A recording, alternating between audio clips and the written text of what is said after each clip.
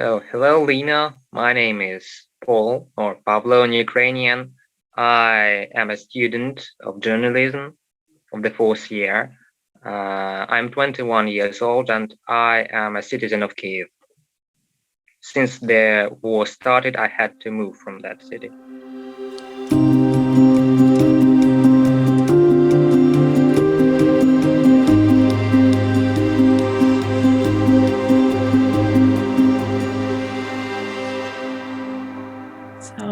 Hi, Paul. So good to see you again. We work together in the Media Dialogue project in Kiev. So maybe because you just mentioned it, you're not in Kiev anymore. Can I ask where you are at now? Yes, I'm right now in the central regions of Ukraine, where the shelling is not so hard as in the north or in the south or in the east. But we still have shellings, rocket, like missile strikes almost every day and airstrikes almost every day. Mm-hmm. And are you staying with family or with friends? Yes, we are staying here with family, and there are thousands of stories really much more interesting than mine, where people are just obliterated under the remains of their houses, of their own houses. They have to move. They have to go kilometers or tens of kilometers on foot, and they have to live where they can. Schools, sport complexes, some trade centers, everything where people can stay is right now used to place people to sleep. I can see that it's quite dark in your room. Is that because everyone should turn off the lights? So it's safer for you that no one can see who is living in the houses? Now I just cannot turn off the lights because we have air dangers very often. They are not seldom. The rule number one is not to turn up the lights. So we have windows covered here and we don't turn up the lights at all. I can see that. I mean, you're a real journalist. You're a student, but you're also a journalist already. And I can see that, I can hear that, because you're not only describing your perspective, but you're trying to shed light on different stories you heard. How is it for you to hear all of these, also sad stories during the last 2 weeks of war? What does it? How do you feel? I just want to say that for the last 8 years, we all been preparing for this.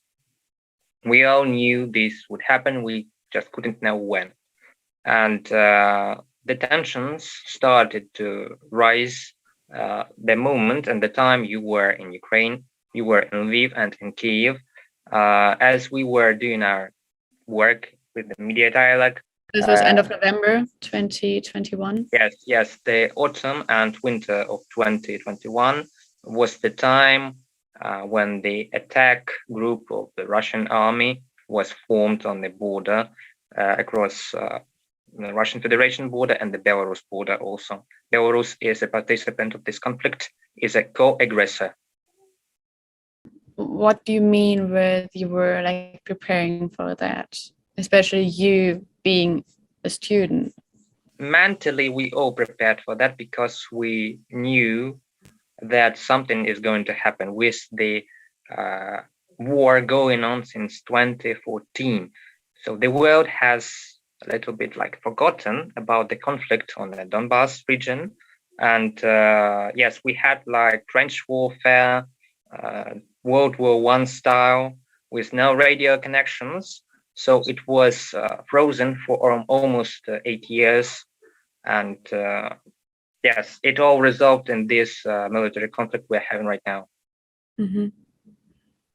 You know, when I met you, I think you remember, because I was really impressed by the knowledge you have, the knowledge you like to share with other people, your language skills. Of course, when we met in our project, we also had lots of fun, of course, because we worked together and we experienced very positive part of the exchange. Now, when I look at you, I can see that you experienced something bad, to be honest. And I need to say bad because for me, war is so far away and I don't know what you're going through. So maybe you can tell me a bit more about this. How does it feel that your country is in war? How does it feel waking up when you don't know what's happening today? Thank you. I'm very pleased. It was very, very pleasant to work with you too. And I really know that people in Europe and in Germany are supporting Ukraine. We're not talking about governments because just before this talk, I heard the news that the president of France, Emmanuel Macron, is against Ukraine joining the EU in the nearest future. And also I know that German Parliament is not really eager to welcome us. We are not talking about governments because we know that people in Europe, like ordinary people, are supporting us. And I really want you to bring that knowledge, what is happening right here. And to be honest, war is not something bad. It is worse than the worst nightmare you could ever imagine, because everything that you know just gets destroyed and obliterated. Russia wages war here not against our military. It is not an ordinary war. They are destroying civilians. They are destroying hospitals, schools.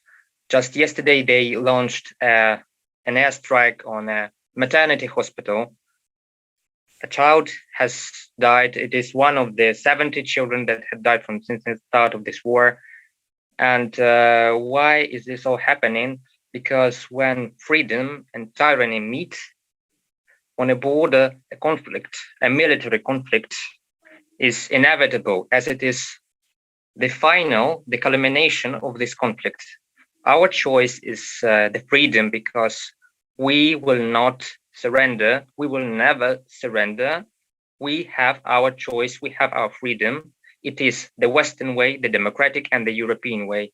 And every day we prove that we are a European nation, because we stand here, we protect here the Poles, the Latvians, the Lithuanians, the Estonians, which are on the border with Russia too. And we must prevail, because if we fail, I don't believe that. I believe we will win. And I pray God every day that we win this conflict, this war. We must stand, so the free Europe shall stand. Do you think that many people in Ukraine believe now stronger in the values of democracy since the war started? Do you think there was a shift in society? You know, there's telling that Vladimir Putin's attack on Ukraine and his war has finished and polished the Ukrainian nation. As many nations have come through a process, we all know the dark stories and pages of history of Germany with the Nazi regime, and Ukraine had never had a Nazi regime. Almost every nation in Europe, former Polish nation, had that period, like fire extremist Nazi regime, and we hadn't that. In fact, we had a revolution, two revolutions for the European future. And in 2014, we started a war. The change in the global nation like consciousness was since the 2014, and it has finalized right now in 2020. 92% of the population of Ukraine believe that we will win this war. We actually have won this war, because war is not only a military conflict, it is also cultural, economic, and the economy of Russia is basically killed. Right now, we hope that it will be stepped more by our European partners. And, there's like 30 million people working for the nation's security and victory right now. Not every one of them is with a gun. But what can you do with a nation where 30 million of people are working for the victory against an army of 200,000, 200,000 troops that are not motivated? We had only for the last 3 days 200,000 men returning to Ukraine to stand up in the armed forces, basically on the in the western regions, because all mobilized soldiers are now on the front lines. This war is happening. I believe we are winning, but the most dangerous situation right now is with the nuclear power plants, because 2 nuclear power plants are now under control of the Russian Federation. It's the Chernobyl nuclear power plant, which is in critical situation right now. If the electricity is not repaired there, the nuclear waste will evaporate, and eventually it will fly. It will fly to Belarus and Poland because the winds blow there. There would be deadly winds. And just today we had news that the dam near the Zaporizhzhia nuclear power plant has been set with explosives. If that happens, if they blow up the dam, it will result in a global nuclear catastrophe. So the international community should and must and has to bring the peacekeepers, some international military formations, to the nuclear power plants. War is war, and nuclear catastrophe is for all. It is a global question. And basically, we know that the Zaporizhzhia nuclear power plant is controlled by the radical Chechen army of Ramzan Kadyrov of Russia. And these people are unpredictable, quite unpredictable. And, if they blow up the dam, it's just a question that Crimea won't be a peninsula. It will be an island.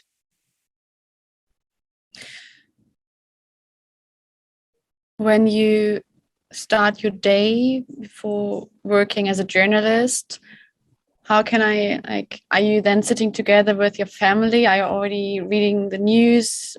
How does it differ from 2.5 weeks ago, how you gathered together with your family today? I sleep a couple of hours at night and a couple of hours during daytime, because you have to monitor the news feed and contact with some correspondents at night, because war is not only waged on the daytime. And we're just trying to live a normal life and working. When you live in wartime, your mindset changes very radically and very quickly. So it is very important to keep a normal life, to have some routine in order to keep your mental sanity. So Paul, thank you very much for this interview and for taking the time. I know time is precious also, especially for you now as a hardworking journalist. I hope we can stay in touch. And I send you all my thank you very much too for contacting me and for talking. You can monitor the situation in our country by watching the state English language TV channel and YouTube platform UATV English. You can just go check it out. We have all the major news, not like the breaking footage that happens right at the moment, but that service tries to keep up with the informational stream, and it is fully English language. Also, the UATV. The UATV is broadcasting in Ukrainian, Russian, English, and also Arabic languages. So we have our ties and connections to the Arabic world too. Okay, great. Thank you so much. Have a nice day.